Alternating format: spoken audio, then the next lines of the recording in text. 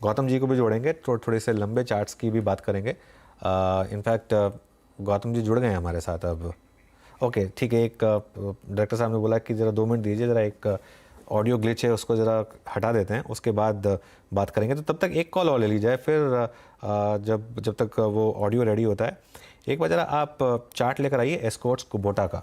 और बहुत ही इंटरेस्टिंग आज एस्कॉर्ट्स कुबोटा डिसेंट सेल्स के बाद एक्चुअली स्टॉक है डेज लो 2132 इस समय करीब करीब ये स्टॉक है 8 रुपये नीचे यहाँ पर। कोई व्यू यहाँ पर कविता जी एस्कॉर्ट्स पर? सो अनुज जी, ऑन अ वीकली चार्ट अगर हम देखें तो स्टॉक जो है एक स्ट्रेंथ जरूर दिखाया था लास्ट वीक। बट अब रिजल्ट्स जिस तरीके से नंबर्स अभी फिलहाल आए हैं, ये पर्टिकुलर स्टॉक अपने 50 ईएमए के नीचे जाने की तैयारी कर रहा है। मुझे लगता है शॉर्ट्स अगर इस पर्टिकुलर काउंटर पर लेना है तो अंटिल ये 2125 के लेवल्स के नीचे ट्रेड करने लगे तो फर्दर ये स्किट कर सकता है 2079 के लेवल्स की तरफ। तो 2125 के नीचे ही शॉर्ट्स देखना चाहिए, जहां 2079 तक के लेवल्स एक या दो दिन में आते हुए देख सकते हैं। ये व्यू तब तक रखना चाहिए जब तक ये 2160 के लेवल्स के नीचे ट्रेड कर रहा है। तो ये पॉसिबल है एक या दो दिन में हम 2079 तक के लेवल्स इस पर देखें। ओके 2079 देख सकते हैं स्कोर्स को बोटा पर। चलिए 2023 का पहला ट्रेडिंग सत्र है आज और नए साल का दुनिया भर में जोर शोर से स्वागत किया, लेकिन 2023 में बाजार के सामने कौन सी होंगी बड़ी चुनौतियां, क्या होंगे अहम ट्रिगर्स, और हमारी खास सीरीज आउटलुक 2023 में बात करने के लिए आज हमारे साथ हैं गोल्डीलॉक्स प्रीमियम रिसर्च के फाउंडर और चीफ स्ट्रैटेजिस्ट गौतम शाह। गौतम जी ने काफ़ी समय तक बड़े इन्वेस्टमेंट बैंक्स में काम किया और उसके बाद एक उनको लगा कि अब एंटरप्रेन्योर बनने का टाइम आ गया है। उन्होंने ये अपनी कंपनी स्टार्ट की, काफ़ी अच्छा काम किया है, काफ़ी अवार्ड भी मिले हैं इन्हें और काफ़ी सटीक भी रहती हैं इनकी कॉल्स। तो इन्हीं से समझते हैं कि मार्केट 2023 में क्या चाल दिखाने वाला है। Gautam ji good morning, happy new year. बताइए क्या आउटलुक है 2023 के लिए? Good morning Anuj, happy new year to you and your entire team as well. देखिए 2023 थोड़ा सा मुझे एक चैलेंजिंग सा ईयर लग रहा है। आई मीन शुरुआत में ये कहना थोड़ा सा ठीक नहीं लगेगा, मगर पिछले 7 सालों से on a calendar year basis अगर आप देखें, मार्केट ने हर साल गेन ही किया है। और जिस तरह का ये 2022 का रैली रहा है, 2021 का रैली रहा है, और जिस तरह से हम 2023 में अब जा रहे हैं, और जिस तरह की हेडविंड्स हैं, ग्लोबल मार्केट सिनारियो है, कोविड का जो रिस्क है, और जिस तरह से चार्ट्स अभी यहाँ पर प्लेस्ड हैं, मुझे लग रहा है कि यहाँ पर कोई मेजर तेजी और मेजर मंदी नहीं है। आई थिंक मार्केट एक ट्रेडिंग रेंज में रहना चाहिए। ऊपर के लेवल पे सेलिंग रहेगी। 18,500 19,000 एक बहुत बड़ा रेजिस्टेंस जोन अब बन गया है। और जब तक निफ्टी 18,900 19,000 क्रॉस नहीं करता, तब तक मुझे लग रहा है कि एक ये रेंज में चला जाएगा और डाउनसाइड रिस्क काफी है। तो थोड़ा सा केयरफुल रहना चाहिए। इक्विटीज में इंडस्ट्री लीडर्स में रहिए, टॉप स्टॉक्स में रहिए, लार्ज कैप्स में रहिए। मिड कैप्स और स्मॉल कैप्स में जिस तरह की फॉल आई है पिछले 2-3 हफ्तों में, 4 हफ्तों में, लग रहा है कि उसमें थोड़ा सा सेटअप काफी डिस्टर्ब हो चुका है। तो एक ट्रेडिंग रेंज मान के चलिए, नीचे में 17,000, ऊपर में 19,000, और लग रहा है कि कुछ महीनों तक निफ्टी इस रेंज में रह जाएगा। और अगर ग्लोबल मार्केट्स यहाँ से सपोर्ट लेवल्स ब्रेक करते हैं तो इंडिया का जो आउट परफॉर्मेंस है वो चला जाएगा। तो थोड़ा सा हमारा कॉशियस व्यू इस साल के लिए है, अभी का सेटअप को देखते हुए। ओके थोड़ा सा कॉशियस व्यू है अभी का सेटअप देखते हुए। अच्छा देखिए, थोड़ी सी मार्केट में बैंक निफ्टी में हल्की मुनाफा वसूल है, लेकिन टाटा स्टील देखिए एक बार जरा 4.5% ऊपर, और एक बार वापस मेटल्स इंडेक्स लेकर आइए। गौतम, मैं ये पिछले 5-6 दिन से एक चीज़ स्पॉट कर रहा हूँ कि ये जो मेटल्स में इतनी ज़बरदस्त तेज़ी है, ये कहाँ तक जा सकती है? क्योंकि अभी ये फ्रेश ऑल टाइम हाई लगाया है इसने। टेक्निकली ये इंडेक्स कैसे प्लेस्ड है? आपको लग रहा है कि थोड़ा हाई बीटा होता है, थोड़ा हाई रिस्क भी होता है, लेकिन अगर रिवॉर्ड देता है तो ज़बरदस्त देता है? लग रहा है यहाँ पर कि इस साल रिवॉर्ड मिलेंगे? टेक्निकली अगर आप देखें सारे सेक्टर्स को, तो metals has the best setup, क्योंकि ये एक ओनली इंडेक्स है जो 6800 का जो रेजिस्टेंस था उसको इसने पिछले 2 दिन में क्लियर किया है। और जिस तरह की फॉलो अप स्ट्रेंथ आई है वो काफी अच्छी है। खराब टाइम में भी अगर आप फर्स्ट हाफ ऑफ दिसंबर को देखें, उस समय भी मेटल्स में काफी स्टेडीनेस थी, ज्यादा स्टॉक्स गिरे नहीं, ज्यादा स्टॉक्स ने सपोर्ट से रिबाउंड किया। और अब जिस तरह से ये 6800 के ऊपर निकल रहा है, मुझे लग रहा है कि अनदर 5, 7, 10% की तेजी बननी चाहिए। पर ये थोड़ा सा आउट ऑफ कॉन्टेक्स्ट लग रहा है, क्योंकि ओवरऑल मार्केट को देखें तो उतना ग्रेट नहीं लग रहा है चार्ट्स पे, और मेटल्स हाई बीटा है, बट जो चाइना फैक्टर है आई थिंक वो थोड़ा सा किक इन कर रहा है, और सारे जो टॉप स्टॉक्स है जेएसडब्ल्यू स्टील, टाटा स्टील, उसके अच्छे चार्ट्स है, तो इसमें बने रहिए। अगर आपको कोई सेक्टर है जिसमें आपको बने रहना चाहिए तो वह कैपिटल गुड्स, इंफ्रास्ट्रक्चर, मेटल्स और पीएसयू।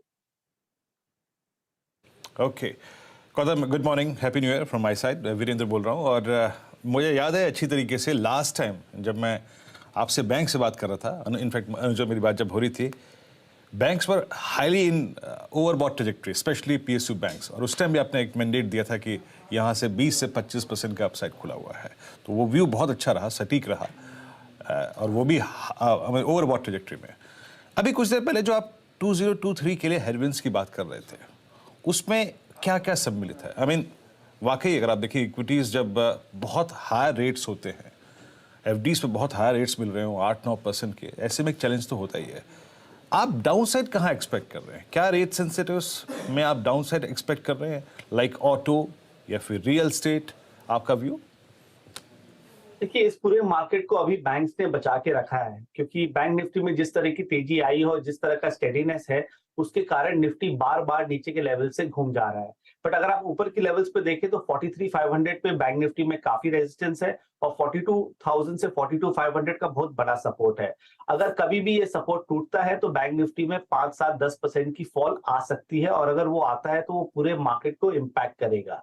देखिए, हम चार्टिस्ट है तो हमारा बायस नहीं होना चाहिए। अगर आप मंथली चार्ट को देखें निफ्टी और बैंक निफ्टी का, तो पहली बार एक ऐसी पैटर्न्स बनी है जहां पर लग रहा है कि अपसाइड लिमिटेड हो सकता है। और जो जिस तरह की फॉल हमने दिसंबर में देखी, और जिस तरह का रेशियो चार्ट्स है, अगर आप इंडिया को इमर्जिंग मार्केट से डिवाइड करें, इंडिया को डेवलप वर्ल्ड से डिवाइड करें, तो सारे जो अपसाइड टारगेट्स है वो अचीव हो चुके हैं। तो इसीलिए रेट सेंसिटिव्स में थोड़ा सा यहाँ पर कॉशन रखना चाहिए। रियल एस्टेट तो वैसे भी अच्छा नहीं कर रहा है, बैंक्स में अच्छी तेजी है, बट इस लेवल्स पे रिस्क रिवॉर्ड है नहीं जहां पर आप बड़ी कमिटमेंट कर सके। तो थोड़ा सा कंजर्वेटिव सेक्टर्स में रहिए। पीएसयू अभी भी एक बड़ी थीम लगती है, बड़ी स्टोरी लगती है, इस साल वो चलना चाहिए।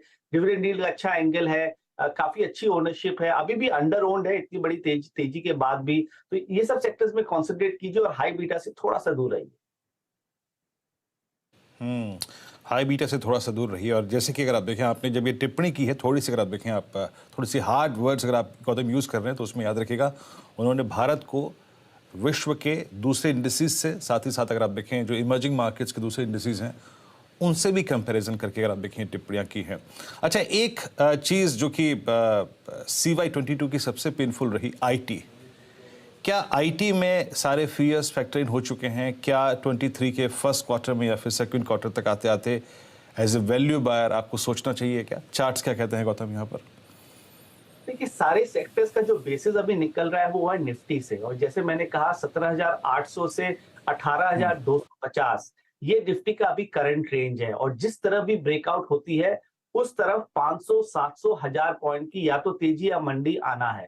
अब everybody is trying to understand as to किस तरफ ये ब्रेकआउट होता है, बट मेरा ये मानना बहुत क्लियर है कि 17,800 अगर ब्रेक करता है तो पूरा मार्केट थोड़ा सा वीक हो जाएगा। और अगर वो वीकनेस आती है तब आईटी इंडेक्स जो 28,000 का जो सपोर्ट है वो होल्ड नहीं कर पाएगा। तो आईटी में आपको बहुत स्टॉक स्पेसिफिक होना है। जैसे इन्फोसिस, अगर आप इन्फोसिस टीसीएस में काम करते हैं तो वो तो चलिए ठीक है क्योंकि वहां पर डाउनसाइड नहीं है, बट अगर आप लोअर डाउन जाते हैं तो थोड़ी सी रिस्क बढ़ जाती है। मिड कैप आईटी में भी परसिस्टेंट जैसा स्टॉक को अगर आप देखें, कोफोज को देखें, एम्फोसिस को देखें, तो सेटअप्स काफी अच्छे हैं। लॉन्ग टर्म इन्वेस्टर्स को इस लेवल्स पे इन्वेस्ट करनी चाहिए, but don't buy in one go, क्योंकि ये मार्केट एक ट्रेडिंग मार्केट अगले 2-3 महीना 4 महीना लगता है। आपको बार बार नीचे में अपॉर्चुनिटीज मिलेगी, टॉपअप करते जाइए, एसआईपी करते जाइए, उसमें अच्छी रिटर्न लॉन्ग टर्म में बनेगी। सो आईटी इंडेक्स पे जब तक 28,000 सेफ है तब तक उसका ट्रेंड सेफ है।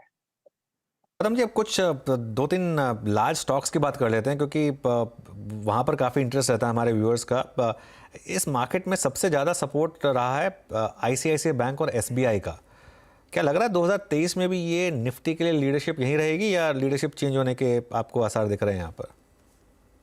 अनुज, पिछले 18 महीनों से हम ये दोनों स्टॉक भी काफी बुलिश रहे हैं। इनफैक्ट हमारा ये लॉन्ग टर्म पिक्स में कंटिन्यूअस बेसिस पे रहा है, बट अब जिस तरह से हम चार्ट्स देखते हैं मुझे लग रहा है कि ये पेस हो सकता है मेंटेन नहीं हो। मुझे मालूम है मैं वैसी बात कर रहा हूँ जो थोड़ा सा अनकंफर्टेबल हो, बट जिस तरह की वीकली और मंथली चार्ट्स कई ये सब बैंकों में है, लग रहा है कि बड़ी तेजी यहाँ से नहीं लगती है। हो सकता है कि एक टाइम करेक्शन में चले जाए, एक रेंज में चले जाए, तो आप डिप्स में लीजिए। अगर आप इन्वेस्टेड है लोअर लेवल से तो डेफिनेटली बने रहिए, because these are the best stocks to play the banking story and the India story. But अगर आप फ्रेश खरीदना चाहते हैं तो थोड़ा सा वेट कीजिए। आपको between now and the budget opportunities मिलेगी नीचे में। हो सकता है कि एक 5-7-10% का करेक्शन मिल जाए, उसमें खरीदारी कीजिए। ओके, चलिए ठीक है, ये बात हो गई एसबीआई और आईसीआईसीआई बैंक की। अब बात करते हैं एक और पॉकेट की जहां पर हमने थोड़े गेंस देखे हैं गौतम। कुछ चुनिंदा ऑटो स्टॉक्स जैसे कि अशोक लेलैंड या टीवीएस मोटर, यहाँ पर भी एक अच्छा ट्रैक्शन है और आज इनके आंकड़े भी आए हैं। यहाँ पर क्या व्यू है?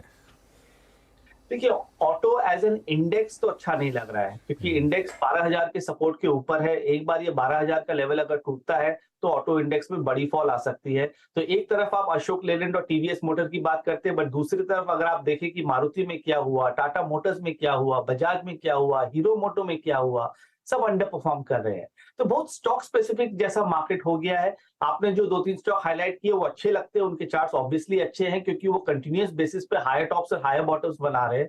और इसीलिए इस मार्केट में आपको काफी चूजी होना पड़ेगा, because returns will be very hard work. हर कुछ नहीं चलेगा। आपको एक सेक्टर में आपको एक डिसीजन लेना पड़ेगा कि मुझे ये स्टॉक लेना है कि वो स्टॉक लेना है। तो ऐसी जिस तरह की एनवायरमेंट है, डेफिनेटली एमएनएम हमारा बेस्ट पिक है। मुझे लगता है कि 2023 में एमएनएम can be one of the better performers, तो इसको हर डिप्स में लीजिए। अशोक लेलैंड और टीवीएस मोटर्स कुछ ज्यादा ही चल गए हैं, तो इस लेवल पे थोड़ा प्रॉफिट बुकिंग कर सकते हैं।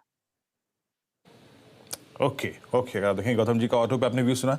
अब गौतम जी अब एक चीज़ पे आते हैं जो आई थिंक 23 के लिए सबसे इंटरेस्टिंग है, एंड दैट्स आई मीन हमारी अप्रोच टुवर्ड्स जनरल इलेक्शंस और बजट।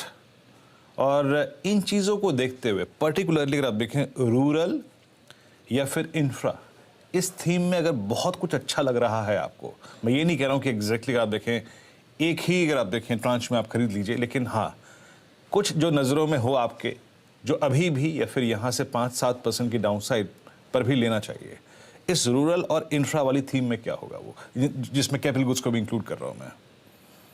देखिए, इंफ्रा और कैपिटल गुड्स तो बहुत बड़ी थीम है और मार्केट में करेक्शंस आएंगे जाएंगे, उससे मतलब नहीं है। एज एन इन्वेस्टर आपको इन्वेस्टेड रहना है और हर डिप्स पे आपको खरीदारी करनी है। मैंने आपके चैनल में पिछले बार भी कहा कि कैपिटल गुड्स इंफ्रास्ट्रक्चर एक 5 ईयर स्टोरी मुझे लगता है। तो अगर मार्केट में करेक्शन आती है तो उसको अपॉर्चुनिटी की तरफ से लीजिए। और ये दोनों थीम को छोड़ के दो और थीम जो हमें काफी अच्छी लगती है, वो है सीमेंट और fertiliser. In a way they are real estate proxy as well. Cement को अगर आप पकड़े, सीमेंट के काफी अच्छे चार्ट्स है, और अगर आपका 6 महीना से 12 महीना का व्यू है तो सीमेंट में डेफिनेटली पोजीशन बनाइए।